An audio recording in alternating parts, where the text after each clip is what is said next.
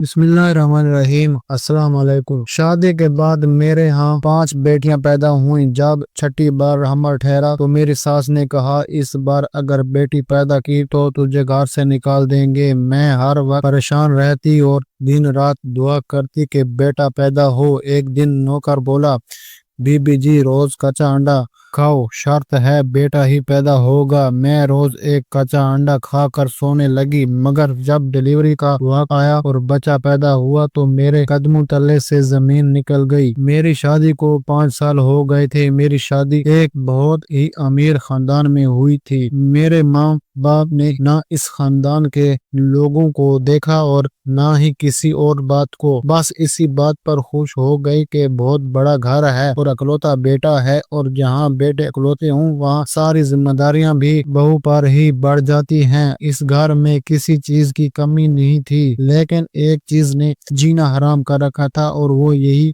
कि मैंने इस घर का वारिस पैदा करना था। खैर, मुझे शादी के पहले ही साल हमल हो गया। मैं बहुत खुश थी, लेकिन ये हमारे मुआशरे का अलमिया है कि औरत से उम्मीदें कभी खत्म नहीं होती। पहले अच्छी पढ़ाई करे, फिर अच्छी शक्ल और सूरत की बन कर रहे, इसके बाद पूछा जाता है कि इसकी शादी होगी या नहीं। शादी होगी तो माँ बनी है या नहीं, और अगर माँ बनी है तो बेटे की माँ बनी है या बेटी की, और अगर बेटी हुई है तो बेटा क्यों नहीं हुआ। औरत की सारी जिंदगी यही सब करते और सुनते गुजर जाती है। मुझे भी अल्लाह ने बेटी से नवाजा। मैं बहुत खुश थी, क्योंकि ऐसे लोग भी हैं जिनको शादी के 10 साल बाद भी औलाद नसीब हुई, लेकिन मेरी सास और शौहर बिल्कुल भी खुश मालूम नहीं हो रहे थे। फिर भी उन्होंने अपनी नाराजगी का इजहार ना किया, लेकिन जाने किस्मत ने मेरे लिए क्या सोच रखा था। मेरे घर में एक एक करके 5 बेटियां पैदा हो गईं।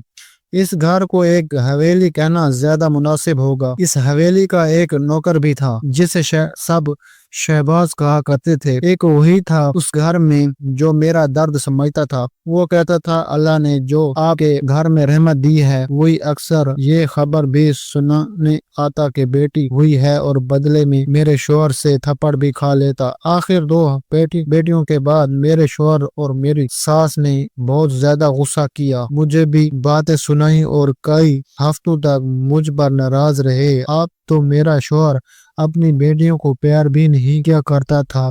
मेरी सास भी इनको अपने करीब भटकने नहीं देती। इनसे ऐसी खार खाती जैसे वो इनको हाथ लगाएगी तो उसके हाथ पलीद हो जाएंगे। मैं बहुत परेशान रहती। इस घर में मेरी बेटियों को हर सहूलत हासिल थी। वो अच्छे स्कूल में जा रही थी और अच्छा खाती थी, लेकिन कोई इनसे मोहब्बत नहीं करता था। इसी वजह से मेरी बेटियां बहुत शर्मीली होती जा रही थी। अब तो मैंने भी अल्लाह से दुआएं करना शुरू कर दी कि 5 बेटियों के बाद एक बेटा अता कर दे, क्योंकि मैं भी चाहती थी कि अल्लाह मुझे बेटे से नवाजे। लेकिन 5वीं बेटी के बाद 2 साल गुजर जाने के बावजूद भी मुझे हमल नहीं हो रहा था। एक तो ये कि 5 बेटियों की माँ थी, और अब हमल ना होना, मुझे मजीद बातें सुनना पड़ रही थी। मैं बहुत परेशान रहती। जब इंसान बहुत परेशान होता है तो उससे जो भी मिलता है वो उससे अपने दिल की बात कह देता है। इसी तरह मैं अपने नौकर शहबाज से अपने दिल की बात कह दिया करती थी कि मैं आजकल बहुत परेशान हूँ। यूं समझें कि मैंने शहबाज को अपने बारे में सब कुछ बता दिया था कि मुझे क्या अच्छा लगता है, क्या बुरा लगता है, क्यों परेशान रहती हूँ। लेकिन शहबाज ने मुझे अपने बारे में कभी कुछ नहीं बताया। वैसे भी मुझे जानने का कोई शौक नहीं था। वो एक बेज़रर इंसान था, उम्र में मुझसे छोटा था, इस घर और उस खानदान का बहुत पुराना नौकर था। मैंने दिन रात दुआएं की, मिन्नत मानी, और फिर अल्लाह ने मुझ पर करम किया। छठी दफा अमल ठहर गया। मैं बहुत खुश हुई थी। इस बात पर खुशी थी कि अल्लाह ने मुझे उम्मीद से कर दिया, नहीं तो बहुत बुरा हो जाता। जब भी मैं उम्मीद से होती, मेरे हमल के 9 महीनों में मेरे शोहर और मेरी सास मेरे साथ थोड़े आराम से पेश आया करते। इनकी उम्मीद होती कि सब खैर होगी और अल्लाह हमें बेटे से नवाज देगा। वो इस बेटा बेटी के चक्कर में ऐसे फंसे थे कि वो डॉक्टर से पता भी ना करवाते थे कि इनके यहाँ बेटा आने वाला है या बेटी। वो कहते थे कि उस वक्त पर ही पता चलेगा। शायद इसके पीछे भी कोई डर था। एक दिन मैं अपने कमरे में बैठी थी कि मेरी सास मेरे कमरे में आई। पहले मुझसे मेरी सेहत दरियाफ्त की और फिर मुझसे कहा, देखो अगर इस दफा तुम्हारे यहाँ बेटा ना हुआ तो हमें कुछ ऐसा करना पड़ जाएगा जिसकी तुम्हें हमसे उम्मीद नहीं होगी। मैंने पूछा, ये आप क्या कह रही हैं, क्या करेंगे? मेरी सास ने कहा, हम तुम्हें इस घर से निकाल देंगे। मैं बहुत ज्यादा परेशान हुई और मेरी आंखों से आंसू जारी हो गए। मैंने कहा, इस घर के अलावा मेरा है ही कौन? माँ बाप तो मेरा दुनिया में नहीं रहे, बहन भाई भी कोई नहीं है। अगर आप मुझे घर से निकाल देंगे तो मैं अपनी बेटियों को लेकर कहाँ जाऊंगी? मेरी सास ने कहा, ये हमारा मसला नहीं है, इसलिए दुआ करो कि तुम्हारे यहाँ बेटा ही पैदा हो। अगर तुम्हारे यहाँ बेटा पैदा हुआ तो तुम इसी हवेली में मलका बनकर राज करोगी। मैं तुम्हें बहुत ज्यादा खुश रखूंगी। तुम्हारी बेटियां और तुम जो चाहोगी तुम्हारे सामने हाजिर कर दिया जाएगा। लेकिन अगर तुम्हारे यहाँ बेटा पैदा ना हुआ तो फिर समझो कि तुम्हें आसमान से उठाकर जमीन पर फेंक दिया जाएगा। मैं अपने बेटे की दूसरी शादी करवा दूंगी। मैं बिल्कुल हक पर हूँ। मैंने तुम्हें 6 मौके दिए। अगर 6 मौकों के बाद ही तुम हमें एक औलाद नरीना ना दे सकी तो इसमें तुम्हारी गलती है। हम लोग तो हक पर हैं। मेरी सास के मुंह से जो आया उन्होंने मुझे सुनाया। यहाँ तक ये भी कहकर अगर बेटा पैदा ना हुआ तो इसने दिन अपनी 6 बेटियों को साथ लेकर इधर से तुम्हें जाना होगा। मैं हैरान रह गई थी, वो इस कदर जालिम कैसे हो सकती है? अच्छी तो ये मेरे साथ कभी भी ना थी, लेकिन इतना जुल्म ये लोग मेरे साथ कैसे कर सकते थे? शहबाज को कुछ देर पहले मैंने जूस बनाने का कहा था, वही दिन शायद कमरे में आ रहा था जब उसने मेरी सास की बातें सुन ली और मुझे रोते हुए भी देख लिया। जब वो कमरे में आया तो मेरे आंसू से इस कदर शिद्दत से बह रहे थे कि मैं इनको रोक नहीं सकी। शहबाज ने जूस एक तरफ रखा और हाथ बांधे खड़ा हो गया। उसने सर झुका लिया। मैंने अपने आंसू साफ किए। उसने कहा, बीबी जी, मैंने सब सुन लिया है। ये बड़े ही जालिम लोग हैं। इनके यहाँ बाप दादा भी ऐसे ही थे और इनके खानदान को कोई बदुआ है कि कई कई सालों तक इनके खानदान में बेटा ही पैदा नहीं होते। बड़े साहब मेरे शौहर भी तो बड़ी बीबी सास की शादी के 10 साल बाद पैदा हुए थे। मैं हैरान हुई कि मेरे सास 10 साल तक औलाद ना पैदा कर सकी। इनको क्या महसूस हुआ होगा, वही जो अब मुझे महसूस हो रहा है।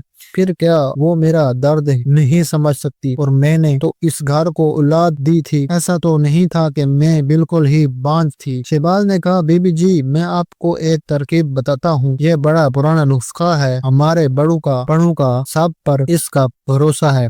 इस नुस्खे के ऊपर और कुछ ज्यादा करना भी नहीं है। सिर्फ रात को सोते हुए एक कच्चा अंडा आपने खा लेना है। मैं शर्त लगा कर कहता हूँ कि आपके यहाँ बेटा ही पैदा होगा। मैंने शहबाज को कहा, तुम ये कैसे बातें कर रहे हो? इस तरह बेटा कैसे पैदा हो सकता है? शहबाज ने कहा, बीबी जी, यहाँ इतना कुछ कर लिया, वहाँ ये भी करके देख लें। अगर बेटा पैदा ना हुआ तो मेरा नाम बदल दीजिएगा। अमीर लोगों में एक बड़ी खामी होती है कि जब वो बहुत ज्यादा परेशान होते हैं तो अपने अनपढ़ और नासमझ नौकरों के मशवरे में भी आ जाते हैं और ये भी नहीं सोचते कि भला वो जब मशवरे दे रहे हैं इसके पीछे कोई मंतक भी है या नहीं। मैंने भी शहबाज की बात मान ली और उससे कहा, रोज रात को कच्चा अंडा पी कर सोऊंगी। अगर मैं किसी दिन भूल जाऊं तो तुम मेरे लिए अंडा लेकर आ जाना। शहबाज ने कहा, मैं ये काम अपनी जिम्मेदारी समझ कर करूंगा और मुझे यकीन है कि इस दफा आपको बेटे से नवाज दिया जाएगा। फिर आप इस हवेली पर राज करेंगी और मुझे भी आपकी खिदमत करके बहुत खुशी होगी। बहुत सालों बाद इस हवेली को कोई अच्छी मालकन मिलेगी। जैसा शहबाज ने कहा था, मैंने रोज रात को कच्चा अंडा पीना शुरू कर दिया। पहले तो मुझे बहुत अजीब लगा, लेकिन मुझे कोई परवाह नहीं थी। इसका जायका कैसा था ये करना अजीब काम था, पर मुझे किसी भी तरह बेटे की मां बनना था। यही मेरा मकसद हयात बनकर रह गया था। अगर मैं किसी दिन भूल जाती तो शहबाज खुद मेरे लिए दूध देने के बहाने अंडा भी ले आता। मेरे शोहर को इस बात की कोई खबर خبر نہیں تھی، لیکن ایک دن میرے شوہر نے یہ بات نوٹ کر لی اور اس نے کہا یہ انڈا تمہارے لیے کیوں ہے؟ میں نے کہا ابلا ہوا انڈا ہے، آپ کی امی نے کہا ہے کہ رات کو دودھ کے ساتھ ایک انڈا کھایا کرو۔ میرا شوہر انسان اور کہنے لگا ساتھ یہ بھی دعا کیا کرو کہ تمہارے یہاں بیٹا پیدا ہو، ورنہ کھانا پینا تمہارے کسی کام نہیں آئے گا۔ کبھی کبھی مجھے یہ سوچ کر بہت تکلیف ہوتی ہے کہ میرا شوہر بھی میرا ساتھ نہیں دیتا، میرے لیے کچھ نہیں کر سکتا، لیکن کم از کم مجھے تسلی تو دے سکتا تھا۔ اگر مجھے اس کا تھوڑا سا ساتھ مل جاتا تو شاید سکون مل جاتا، لیکن اب یہ سچ تو یہ تھا کہ مجھے اس سے کسی بھی چیز کی امید نہیں تھی۔ اس نے مجھے اپنی ہمسفر نہیں سمجھا، اس نے مجھے بچہ پیدا کرنے کی مشین سمجھا تھا، اس سے مجھ سے بیٹا چاہیے تھا۔ میں نے دعا کی کہ ذرا مجھے بیٹا وہی پیدا ہو جس کو میں اس کے حوالے کر کے کہوں گی کہ جو تمہیں چاہیے تھا وہ تمہیں مل گیا، لیکن مجھے تم سے کوئی سروکار نہیں ہے اور ہم صرف نام کے میاں بیوی ہیں۔ میں اس دن کا انتظار کر رہی تھی، میں اسے یہ کہنا چاہتی تھی کہ میرے اندر ان 5 سالوں میں بہت نفرت بڑھ گئی تھی۔ میں نے پھر بھی کسی طرح سب کچھ برداشت کیا کیونکہ میں بیٹیوں کی ماں تھی۔ سچ کہتی ہوں کہ عورت کی عزت مرد سے ہی ہوتی ہے، اگر وہ بیٹی کی ماں بنے تو اس کو زیادہ عزت ملتی ہے۔ ایک دن میں نے اس حویلی میں بہت شور سنا، میرا شوہر غصے سے چلا رہا تھا، شہباز کہاں ہے؟ پتا چلا کہ وہ گھر نہیں تھا، جانے وہ کہاں خوفزدہ ہو گیا، آج تک کہیں نہیں گیا تھا۔ آج میرے شوہر کے گاؤں سے بہت ضروری دوست آ رہے تھے، ان کے اتنے سارے کام تھے اور یہ کہاں گیا ہے؟ میں بھی سوچنے لگی کہ آخر شہباز کہاں گیا ہے، لیکن وہ رات سے پہلے واپس آ گیا۔ اس کا میرے شوہر نے بہت ڈانٹا پر اس نے سارے کام وقت پر ڈالے۔ جب وہ رات کو واپس آیا تو میں نے اس سے پوچھا تم کہاں گئے تھے؟ تو کہنے لگا بس میں کسی سے ملنے چلا گیا تھا، لیکن مجھے صاف محسوس ہوا کہ وہ جھوٹ بول رہا تھا۔ جیسے شہباز نے کہا میں روز رات کو کچا انڈا کھایا کرتی تھی اور ساتھ یہ اللہ سے دعا بھی کیا کرتی تھی۔ میرے ساس اکثر لوگوں سے باتیں کرتے ہوئے کہہ رہی تھی ہاں بہو سے امید سے ہے، بس دعا کرو بیٹا ہو جائے، نہیں تو اس کا قصہ تو میں تمام کر دوں گی۔ بس بہت عجیب لیا سے عورت کو۔ ایک دن میں نے اپنے شوہر سے سوال کیا اگر اس دفعہ بھی ہمارے ہاں بیٹی پیدا ہوئی تو کیا واقعی آپ مجھے گھر سے نکال دیں گے؟ میرے شوہر نے 2 پل مجھے دیکھا اور پھر اس دنیا کی سب سے ظالم بات کر ڈالی۔ اس نے کہا اس گھر میں میری امی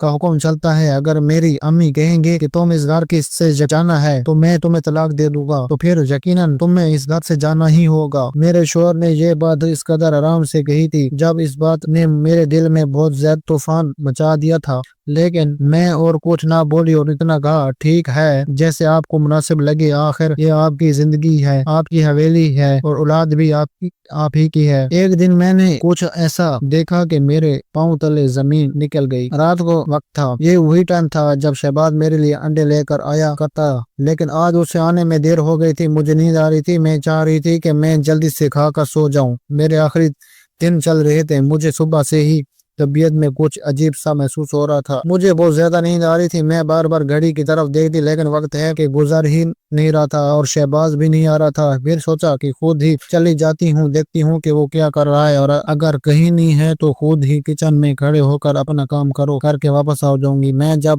جانے لگی تو میرے شوہر نے پوچھا اس وقت کہاں جا رہی ہو؟ اور میں نے کہا میں ذرا ٹہلنے جا رہی ہوں، میری ٹانگوں میں بہت بھیگ اچھا ہوا ہے، تھوڑا چلوں گی تو آرام ملے گا۔ اس نے کہا ٹھیک ہے جاؤ۔ خود کوئی کتاب پڑھنے میں مصروف بیٹھا تھا۔ جب میں کچن کی طرف آئی تو کچن کی کھڑکی سے میں نے ایک منظر دیکھا جسے دیکھ کر میرے قدموں تلے سے زمین نکل گئی۔ میں حیران رہ گئی، سامنے ایک ٹرے رکھی تھی جس پر ان انڈے اور دودھ تھا۔ شہباز وہی تھا، اس نے انڈے کو توڑ کر اس میں سے زردی نکالی اور ایک چھوٹے سے شیشے کے برتن میں ڈال دی، پھر اس سے انڈے کو اس نے ٹرے میں رکھا اور اسے اٹھا کر باہر آنے لگا۔ اس کا منہ مجھ سے سامنا ہو گیا، مجھے دیکھ کر وہ اسے ایسے چوکا جسے کوئی چوٹ پکڑے جانے پر ڈر جاتا ہے۔ کہنے لگا بی بی جی آپ کے کمرے میں ہی آ رہا تھا، یہ لیں اس کو کھا لیں۔ میں نے اس سے یہ نہیں کہا کہ میں اسے یہ سب کرتا ہوا دیکھ چکی ہوں، میں نے اس سے یہ نہیں کہا کہ میں نے اسے یہ سب کرتے بھی دیکھ لیا ہے، پھر بھی میں نے کوئی لحاظ نہ رکھا۔ میں نے کہا تم جو کر رہے تھے میں نے دیکھ لیا، کیا کر رہے تھے تم؟ کیا تم مجھ پر کوئی جادو کر رہے ہو یا تمہیں یہ کرنے کے لیے کسی اور نے کہا ہے؟ کہیں تم نے یہ کرنے کے لیے میری ساس نے تو نہیں کہا؟